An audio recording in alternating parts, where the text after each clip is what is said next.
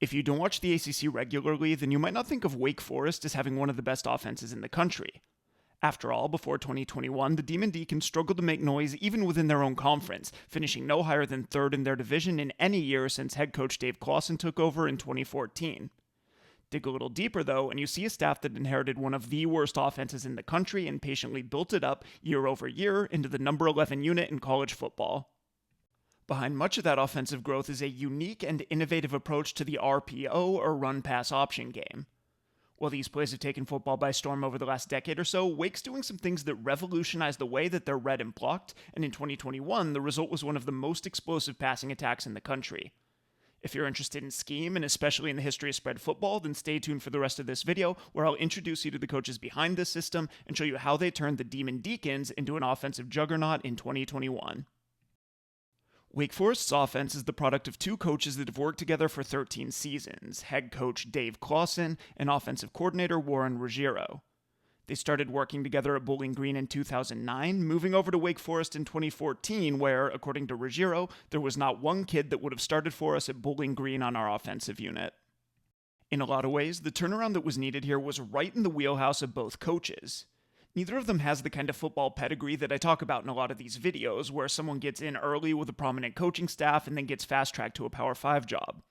Instead, Clawson and Ruggiero both worked their way up through the ranks, mostly in the FCS, with a lot of their jobs coming at schools that were, like Wake Forest, smaller, academically oriented private schools. Clawson played at Williams and spent his early coaching career at places like Lehigh, Villanova, Fordham, and Richmond, while Ruggiero built up his resume at William & Mary, Hofstra, and Elon. During these early years, Clawson especially proved to be a turnaround specialist.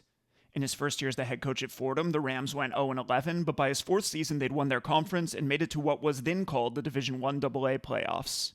From there he went to Richmond, where again the team started out 3-8 in his first season in 2004, but made it to the national semifinals in 2007 before losing to an Appalachian State team that had famously upset Michigan at the Big House. Through it all, Clawson was consistently asked to do more with less, and to his eye that required a certain amount of flexibility. If you can't recruit all the perfect players to fit your system, then you have to adapt your system to take advantage of the talent that you can get. In one season, that might lead to a 4,000-yard passing attack, and in another, it might lead to 3,000 yards rushing. In spite of that adaptability, though, Clawson's area of expertise has always been that he knows how to throw the football, and in that area, he got his start at Lehigh in 1993, coaching for a man named Hank Small. Here's Clawson talking about that time. He was a coach out of his time. Back then, no one on the East Coast was doing what Small was doing. It was very modern. It was the West Coast offense before they called it the West Coast offense. He was lining up in spread sets, and that was normal. I wanted to learn how to throw the football. I should say here that I found film on several of Clawson's early offenses, and when he talks about running a spread passing game at Lehigh, it's a little bit different from what we would mean by that today.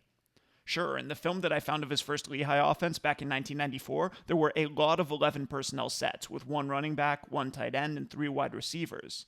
But they also started that game in the I formation, running the ball with a fullback leading through the hole. There were also some 1-back, 2 tight end sets, and so on, and these heavier formations were a significant part of his offense throughout his early career. Even within these heavier sets, though, it's notable that Clawson's fullbacks and tight ends were not purely used as blockers. On any given play, any of those guys could release out into the pattern to catch passes, and in that way the closest analog to those early offenses would probably be something like what Norm Chow ran at BYU and USC. In fact, Clawson visited BYU in 1997 and later said, quote, "It was different terminology, but I recognized it as the same system that I'd learned at Lehigh," end quote. Despite Clawson's interest in the spread passing game then, he wouldn't fully live in the spread world until Bowling Green in 2009. But before we get into that, let's back up just a little bit. After he took Richmond to the FCS semifinals in 2007, Tennessee head coach Philip Fulmer was looking for a new play caller, and he found out about Clawson from an athletic director named Gene DeFilippo. DeFilippo had worked at Villanova when Clawson had been the offensive coordinator there, and he'd later interviewed him for a head coaching job at Boston College, so thanks to that mutual acquaintance, Clawson got an interview with Fulmer and became the Vols offensive coordinator. Clawson never really got the chance to rework that offense in his own image, though, as a disappointing 5-7 season got Fulmer and the entire staff fired. Clawson was able to land on his feet by securing the head coaching job at Bowling Green, and it was there that he first hired Warren Ruggiero to be his offensive coordinator. As a player in the late 80s, Ruggiero had been a wing T quarterback at Delaware under legendary coach Harold Tubby Raymond. There's a bit of an information gap about what exactly he was running as a play caller in the 90s, but according to his Wake Forest bio, in 1997 he had the best passing offense in Division II as the head coach at Glenville State. We pick up the film trail again in the year 2000 when Ruggiero became the quarterback coach at Hofstra, and unlike Clawson, he's firmly in the spread world from the moment that I've got film on him, if not even earlier. At Hofstra, under head coach Joe Gardy, the Pride had run a wide-open, run-and-shoot-inspired spread offense as early as 1991, and their commitment to the spread stayed constant, as far as I can tell, throughout a run of different offensive coordinators in the 90s and early 2000s. So, when Ruggiero joined the program, first as the quarterback coach and then as offensive coordinator, he was really just operating within that tradition. After 2005, he moved on to call plays at Elon University, where, apparently by coincidence, the daughter of air raid originator Hal Mumme was a student. Somehow, this connection led to Ruggiero visiting with Mumme's staff at New Mexico State in what he's described as, quote, probably one of the most influential things that happened to me in my career, end quote. Ruggiero's offenses at Hofstra had always skewed toward the pass, but what emerged at Elon took that to a whole new level, leading to a pass-happy offense that, in 2007, threw for almost 4,000 yards while rushing for just 710. When Clawson and Ruggiero teamed up at Bowling Green then, what emerged was kind of a compromise position between their two offenses. At this point, they were firmly in the spread world, going 3 or 4 wide most of the time, but there were significant numbers of 2 tight end sets as well. In 2009, they started out as a pass-happy team, ranking number 6 in the country in passing offense, but year over year they became more balanced until, in 2013, they ran the ball considerably more than they threw it, and turned into more of a power spread team, although they did generally maintain a strong passing presence as well.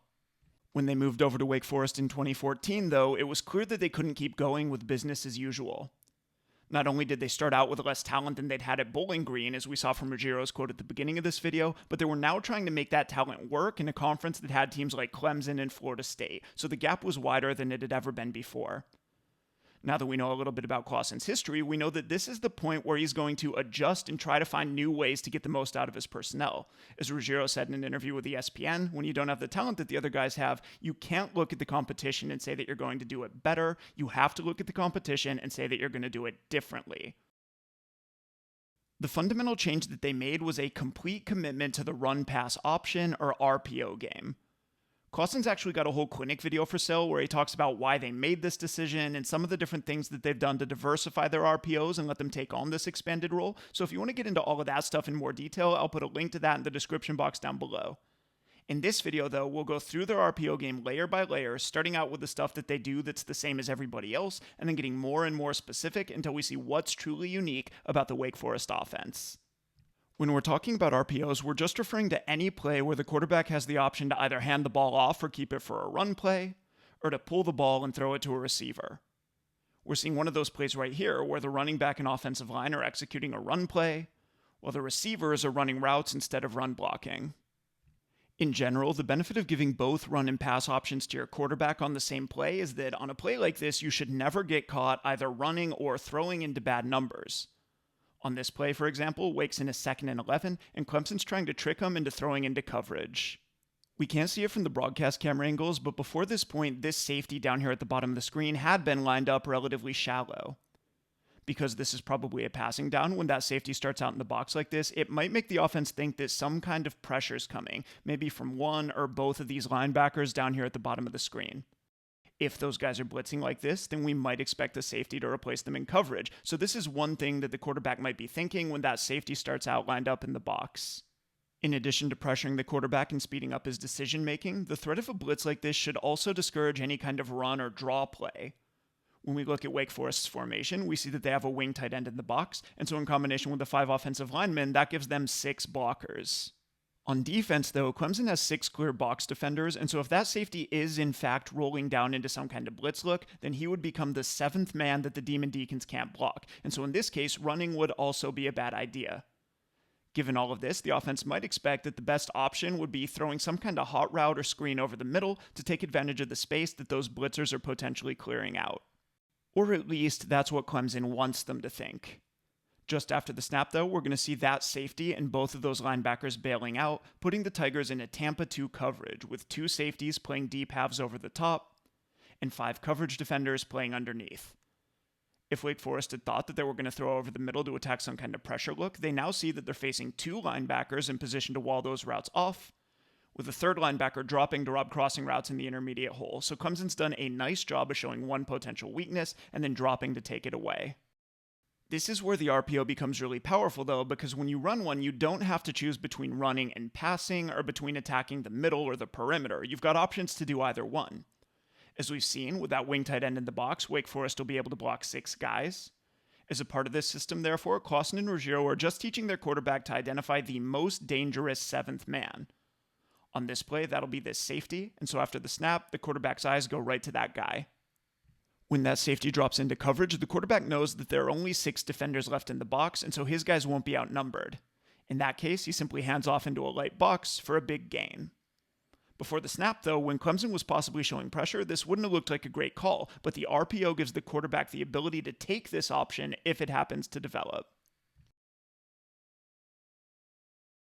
On this play, we'll see how the passing option might be activated. This is another 2nd and long, so it's a similar situation to the last play, and again, Wake Forest has their wing tight end in the box as a 6th blocker, with Clemson matching those guys with 6 box defenders. So again, what does the quarterback do? He identifies the most dangerous 7th defender, and in this case, that'll be this linebacker who's playing like a middle safety here. On this play, the 2 linebackers that start out in the box actually are going to blitz. This will vacate the middle of the field, and so to replace those guys in coverage, that 7th defender is going to step down into the box to cover the middle. As we've seen though, that's the guy that the quarterback's reading. Because he's the 7th defender in the box, the quarterback knows that he doesn't have enough blockers to take care of him, but he also knows that if that defender attacks the run, then he won't be able to get out to this slot receiver down here at the bottom of the screen. So what does Wake Forest do? They have that slot receiver sit down on a hitch. Now, when the quarterback sees that 7th defender stepping inside to defend the run, all that he has to do is pull the ball and throw that route to pick up another nice gain.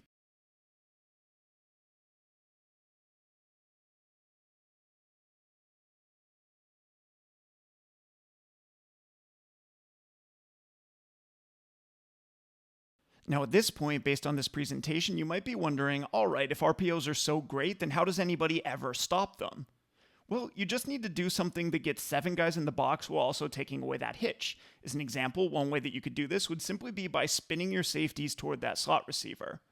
That means that you take this deep safety that's lined up over the top of him and drop that guy down to take that route away. You could then spin the safety from the opposite side of the field back to make sure that you have a help player in the deep middle of the field. Critically, this secondary rotation will let you take away that hitch route while also dropping that 7th defender down into the box, and so if the run and the hitch are only 2 options, then your offensive coordinator's still kind of playing a guessing game with the opposing DC. He's given his quarterback some options that can attack a few different looks, but there are still a lot of things that the defense can do to take this play off the table, and honestly, this is where the majority of offenses are at this point. As far as they're concerned, RPOs are a nice tool, but they're not expected to solve all of their problems. For the more advanced and aggressive RPO teams out there, though, one solution to this problem is simply to give your quarterback even more options. Here, for example, we're seeing the kind of defensive look that I just outlined. Clemson's lining up with 7 defenders in the box to take away the run. They have a player walked out over the slot receiver. And then finally, they've got a safety rolled into the middle of the field as a deep help player. So what does the quarterback do here? He knows that the defense already has 7 guys in the box, and so he's going to read this guy right here. That player's a safety, and so the quarterback's really just looking to see if he's actually going to stay in the box as the 7th man, or if he's going to bail out into coverage. After the snap, that safety attacks the line of scrimmage, so the quarterback knows that he can't hand the ball off here. He has to pull it and throw. He also knows from his pre-snap look that there's a defender over the slot receiver at the bottom of the screen, and so unlike on the last play, he won't be able to throw to that guy. So what can he do? The answer is that he's got another option coming from this wide receiver up at the top of the screen who's running a dig route to attack this open space in the seam. If we go back to the pre-snap look, we see that that's the space that this safety could have potentially taken away by dropping into coverage. When that guy attacks the line of scrimmage, though, he leaves that void open, and so the quarterback pulls the ball and throws it, showing us yet another option that's available to him on these RPO plays. While there are fewer teams out there that are this sophisticated in the RPO game, Wake Forest definitely isn't the only team giving their quarterback this many options.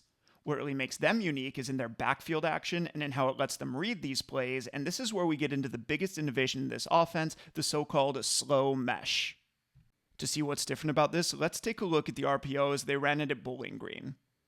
It's important to watch this at full speed to get a sense of the timing, but after the snap, we're going to see the running back working across to mesh with the quarterback, and the key here will be the timing. When the running back gets to him, the quarterback will stick the ball in his gut, make his read, and pretty much instantaneously decide whether he's going to hand the ball off or pull it.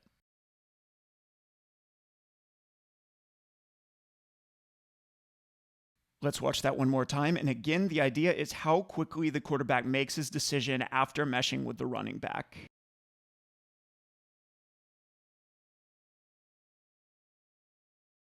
Now, watch the mesh point on this play from Wake Forest.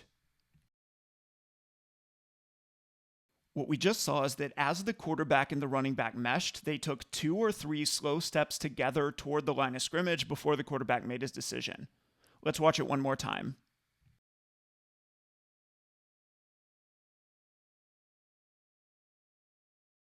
This is completely revolutionary, and what it does is it gives the quarterback more time to see what the defense is doing before he has to make his decision. In addition, this extra time also allows his receivers to get farther into their routes, opening up more downfield throws and increasing the space that the defense has to cover. To see how this works, let's again think in terms of the quarterback's basic pre- and post-snap reads. As they usually do, on this play, Wake Forest has a wing tight end in the box, giving them 6 blockers. Syracuse has 6 immediate threats in the box, and then 2 guys who could potentially add in as the 7th man. That extra threat could either come from this defensive back up at the top of the screen, or from this safety down here at the bottom of the screen. Now, if this play were using the same backfield action that we saw at Bowling Green, then the quarterback would only have time to read one of those defenders. Hypothetically, he might use his pre-snap read to rule out this defensive back at the top of the screen by alignment, and then decide that after the snap, he was going to read this safety. But here's the problem. What happens if that safety drops into coverage? Well, if that guy drops, then that should tell the quarterback to hand the ball off, right? That's what we've been saying all along. But in that case, what happens if that other defensive back blitzes off the edge? At that point, the quarterback's read has told him to hand off into a 7-man box that his guys can't block. And indeed, this can be a problem for many RPO teams if they get too predictable with their reads. In contrast, let's watch the quarterback's eyes during the slow mesh. Notice that after the snap, as he gets to the mesh point with the running back, his eyes are on that defensive back at the top of the screen. He sees that guy stepping in to defend the run, and this is going to tell him to pull the ball and throw it. Now, as he walks toward the line, his eyes move over toward that opposite safety. He already knows that he has to throw the ball here, and so he's using that guy's reaction to decide where to throw it. On this play, he's got a post coming from the slot receiver at the top of the screen, and then a dig coming from the wide receiver at the bottom. If that safety drops to the middle of the field to take away the post, then it'll open up space for the dig in the seam, and this is essentially what we saw on an earlier play. If, on the other hand, that guy hangs on the hash to take away the dig, then the quarterback can throw over the top of him to the post, turning this so-called run play into a long downfield throw.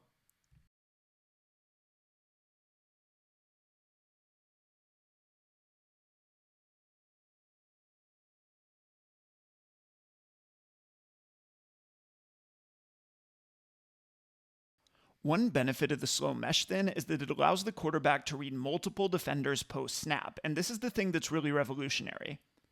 On this play, we'll actually see him read 3 defenders, so again, after the snap, as the running back approaches the mesh point, the quarterback gets his eyes out to that walked-out defender on the edge. That guy sits wide, and so that tells the quarterback that he might be able to hand it off here. As we've seen, though, that guy's not going to be the only one who factors into the quarterback's decision. By the time the running back gets to the mesh point, notice that the quarterback's eyes have already snapped around to look for the backside safety, because again, if that safety were to roll down into the box, then he would be a 7th defender that Wake couldn't block. On this play, though, that safety happens to stay deep in coverage, and this gets us to something really remarkable. Here, the quarterback is actually going to make a 3rd read, eyeing up the cornerback to this side to see if he's blitzing. On this play, the quarterback's not making 1, but 3 post-snap reads before deciding whether to hand it off or throw. This is absolutely ridiculous by modern offensive standards, and it only works because of the slow mesh timing. Now that we've talked about the benefits of running RPOs this way, let's turn to some of the weaknesses. In my film study of the Clemson and Syracuse games from 2021, the biggest vulnerability that I saw, which is also borne out by Wake Forest's overall stats this year, was on the run component of these plays. Wake Forest only finished 70th in the country on the ground. The entire theory of these RPO plays assumes that your guys will be able to block the first 6 threats in the box, but if you can't do that, then the defense will just drop everybody into coverage, force the handoff, and then dominate you up front. On top of that, the slow mesh action means that your run plays won't be quick hitting at all, and so your blockers will have to control those defenders for longer than they normally would, putting a premium on securing the first level and delaying your blockers' ability to get up to the linebackers. We can see the potential problem here on this play. If we pause it right here, we can see that if this is blocked well and if Wake's wing tight end is able to kick out this edge defender out here, then there is a potential cutback lane developing to the right. Now, however, let's keep an eye on this nose tackle right here.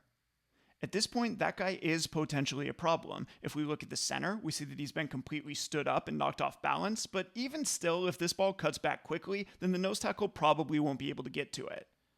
Now, though, keep an eye on that nose tackle as we advance this play to the point where the quarterback actually hands the ball off. As we can see, by the time the running back actually gets the ball, that nose tackle's thrown the center to the ground and is just sitting there waiting to make the tackle. So when your backfield action's slow, penetration becomes an even bigger threat than it might otherwise be. At the same time, this slow backfield action has led to some other innovations that are pretty unique in the RPO world and that open up some more possibilities. For example, let's say that against this look, the defensive back sitting out wide toward the top of the screen blitzes off the edge. Well, Syracuse has 6 defenders in the box, and so Wake Forest's 6 blockers will be occupied with them. They won't have anybody left to pick up that blitzer. Now, as we know, when a 7th defender enters the box, that should tell the quarterback to pull the ball and throw it, but in this circumstance, remember that that defensive back is specifically blitzing the quarterback. If there's some kind of downfield or long developing route going on, then the quarterback might not have time to make that throw before the blitz gets home.